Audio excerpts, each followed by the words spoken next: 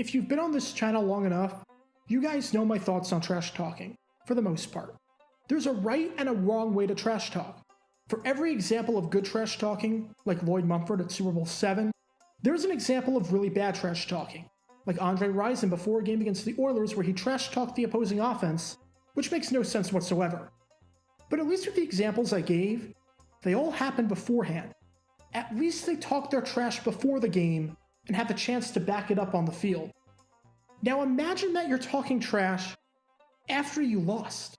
Seriously, imagine that you're out there calling the other team garbage, even though they're better than you, and even though you literally just lost to them.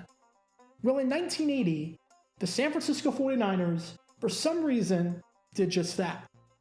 This is the story behind one of the worst trash-talking things of all time. First, we need a bit of context going into the game. It's Week 16 of the 1980 season, and the Buffalo Bills are taking on the San Francisco 49ers in what is an absolutely monumental game for Buffalo. For San Francisco, this game is completely meaningless. They're sitting at a not-so-nice 6-9 with no shot at making the postseason. Even though they started the season 3-0, their season quickly got derailed after they dropped 8 straight, going nearly 2 full calendar months without a win. But for Buffalo, this might be the biggest regular season game in franchise history. It might be the biggest game for them period since the merger. They sit at 10-5 atop the AFC East. New England, which won their 1 o'clock game, is 10-6 and owns the tiebreaker. If the Bills lose, they're out. If the Bills win, they not only make the postseason, but they win the AFC East for the first time ever, and win their division for the first time since 1966, when they were in the AFL. Safe to say, this is a huge game. For Buffalo, the conditions were less than ideal. It was a rainy, soggy, muddy day at Candlestick Park.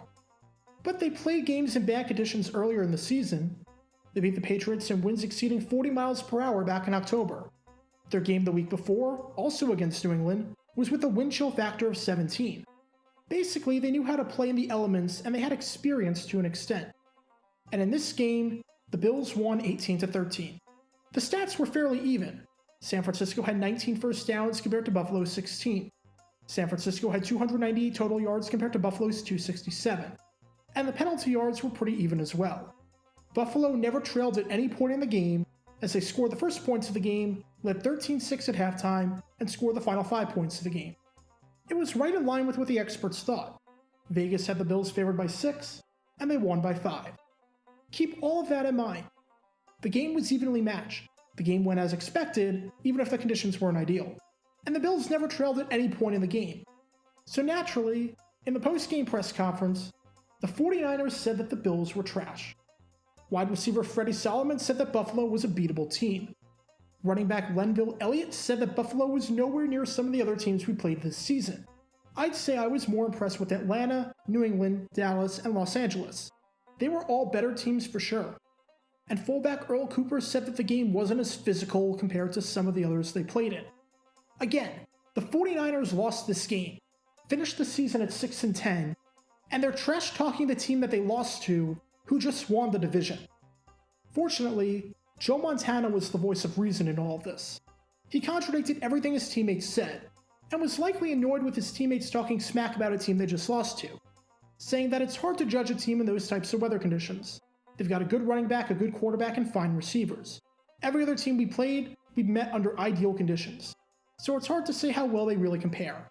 He then continued, the bottom line is that they're going to the playoffs, and we're going home. And Bill Walsh felt the same way, saying that Buffalo was a good football team and it was a hard-fought game.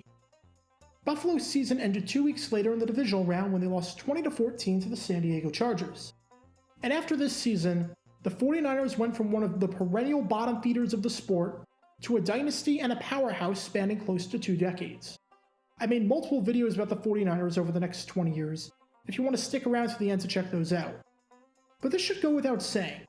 But if you lost to a team, that team was clearly better than you all season long, and that team never trailed you the entire game, don't talk trash about them afterwards.